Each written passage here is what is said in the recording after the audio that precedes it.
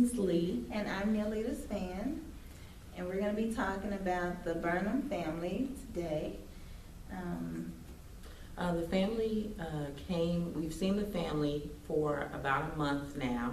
It consists of a wife named Carolyn, her husband Lester, and their teenage daughter Jane.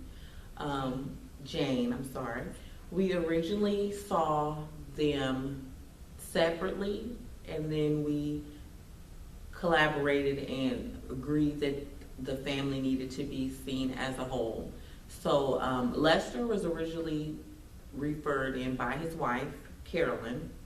She had concerns about Lester's recent drug use. She didn't know where it came from, why his actions changed. He started excessive exercising, smoking marijuana. He recently quit his job. Just a lot of different events happened, and she was wondering. She just thought he needed some help because he seemed out of control. So the presenting issue that I saw Lester was for his drug use, and later over time, as we'll talk about, we go into further issues that could somewhat explain his recent events. And I initially saw Jane, which her mom referred her as well, because she started to portray symptoms of just withdrawn from the family, becoming distant, not wanting to communicate.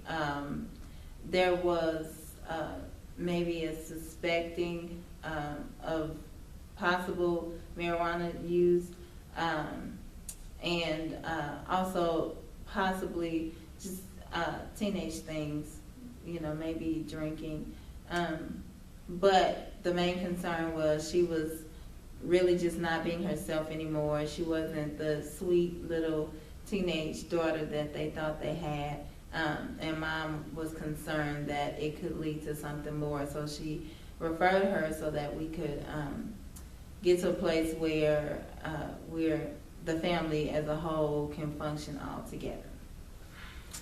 As we started going into therapy, we soon found out that they had a lot of different issues going on within the family structure, which at some point could possibly serve as a reason for Jane, and Lester's change in action.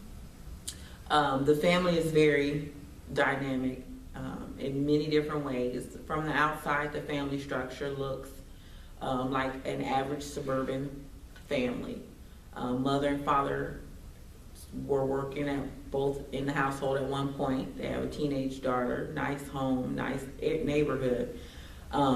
As therapy started to progress, we found out that Lester started having inappropriate sexual fantasies with about one of his daughter's teenage friends, thus leading to a lot of his change in action, because he was living in a fantasy that if he changed his behavior and changed his appearance, that this teenage friend would be attracted to him. And we also discovered a lot of marital issues between Carolyn and Lester, which helped us to identify some of the issues that their daughter was facing as a result of the parents' marital issues. As far as Jane's therapy, initially when she came in, I talked to her and we discussed some of the feelings that she was having, and basically she saw her parents growing more distant. As Essence previously stated, the marital problems began to actually be displayed on the outside, where she was receptive to that, and she saw it, so then it affected her behavior. She began to hate her parents, basically because she felt that they were not the parents that she wanted, or they didn't do what she wanted them to do. when in fact, they were trying to, in a sense, provide for her, and at the same time, they were not being helpful in providing for her emotionally. And so then we discussed that. The therapy that I focused on with Jane was solution focused brief therapy. And she talked about wanting to change the way she viewed her parents and wanting her family to be a unit again, to work, to, come to a point where they can function together as a whole. And so we basically talked about that. And then as the sessions went on with the whole family, we began to go more in detail about what was causing all of the problems. And then presenting issues, lack of communication came up, lack of risk and resiliency in the family came up. And so we tried to focus on those and just work with that so that we can get to a place where this family can be functional and take risk and have resiliency and not crumble when things go wrong or transitions occur. Working with Lester, we originally started out using a cognitive therapy approach. When talking to him about his recent drug use, I wanted to focus on recent events that happened, why his behavior changed so suddenly and drastically from what his daughter and his wife has seen in the past.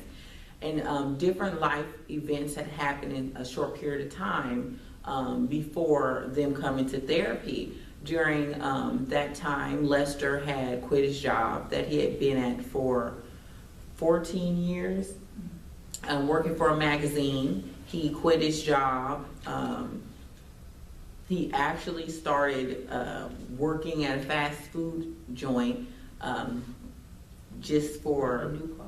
Yeah, he bought a new car, and this was a car he always wanted. It was as if he said he felt some kind of freedom once he quit his job. It's like he, in a way, developed a I don't care attitude. So he decided to do things that the reserved, what they would call normal Lester would do. He started smoking marijuana. He started changing his body image, these fantasies about his daughter's friend, and the drawing away from his wife and the marriage. It's like he didn't care to put in effort to change anything in their marriage. It was, you can't tell me what to telling his wife Carolyn, you can't tell me what to do anymore.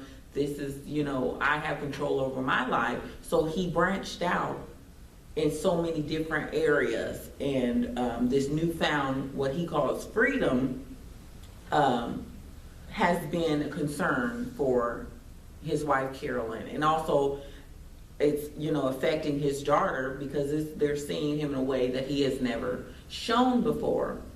So I talked to him about cognitive schemas and how the way if you look at things in a negative way all the time, how it can affect your living, your day-to-day, how you see things, if you have these negative schemas or positive schemas. And he didn't see his marriage as important or valuable. They were used to living a certain way. It had declined over the years. So when he quit his job and he found this new called freedom, he didn't care to put in effort into his marriage because he already had basically given up on his marriage, and he just wanted to live the life that he wanted to live. And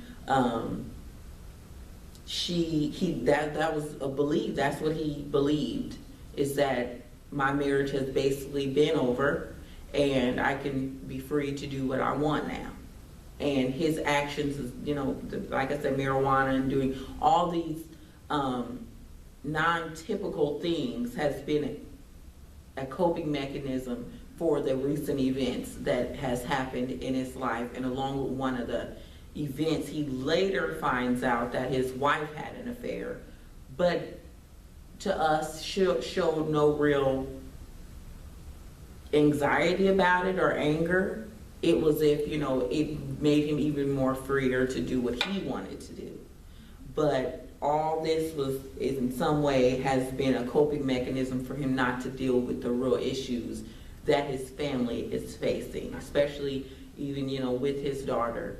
It's, hey, hi, how are you? But it's nothing, he's not taking, the wife or Lester hasn't taken the time to really put any effort in their daughter and her, her schooling, and to see where she's at in the midst of all these new recent events. So for the initial interview, we kind of got some background about what they were going through, the surface issues, and then we tried to form the trust and form the relationship to where they can be able to open up to us. And then the second interview, we started talking about what we wanted to accomplish, and the goals that they wanted to have, whether they wanted to work on these issues, whether they wanted to be a functional family, whether they wanted to overcome the obstacles, together and move on from now. And the third session, we basically, once we found out determined what goals they had in mind, specifically Jane and specifically Lester, and then the family as a whole, we started to focus more on those. And then the last session that we had, the fourth session, we talked about how they were feeling from the beginning of when we first started meeting with them until that session that we were in, knowing that therapy was far from over, but just trying to find out where they were, how they feel, and have they made any progress. And we did determine that they made a lot of progress, and that they were really trying to get back on the right path to be a functional family that can cope effectively with different transitions in life, and have a sense of resiliency to where it won't destroy them, but they'll come out even better. Unfortunately, we recently learned that Lester was murdered by the next door neighbor.